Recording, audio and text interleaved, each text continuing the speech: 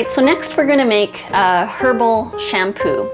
And what you're avoiding, some of the chemicals and contaminants you're avoiding by making your own shampoo at home are things like DEA, which is a chemical that softens skin and is used along with parabens, which is a preservative, a chemical petroleum-based preservative that isn't good for us, but is in a lot of our products, and as well as phthalates, which are a plastic softener and then ends up in the chemicals of the products we use.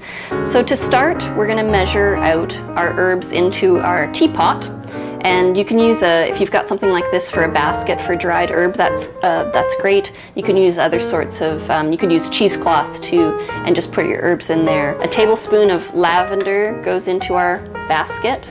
The next one is a tablespoon of nettle. Another herb is peppermint, which kind of will give it a nice smell as well, into our teapot. And another tablespoon, the last one, is rosemary. Most of your cosmetics you're going to use distilled water, so that's the difference with using a lot of the tap water, as we did with the home cleaning products, is you're going to use distilled water. Just avoids all the chlorine and impurities that can occur in some of the tap water. 3/4 of a cup of distilled water. So we'll measure that out into our measuring cup. Pour it into our kettle, and we'll get that boiling.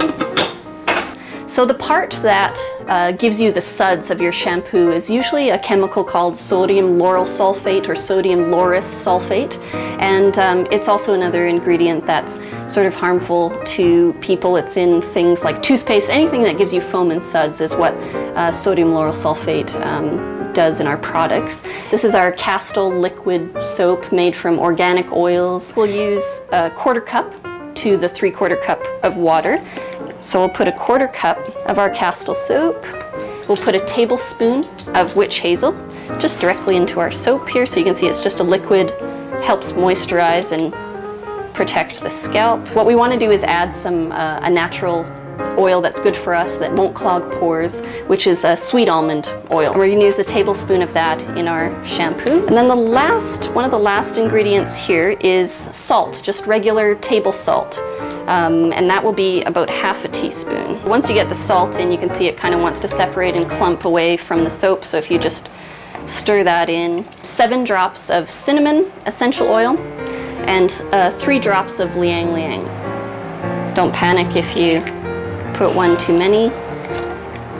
While we wait for our water to boil. So now we've got our kettle boiling away here.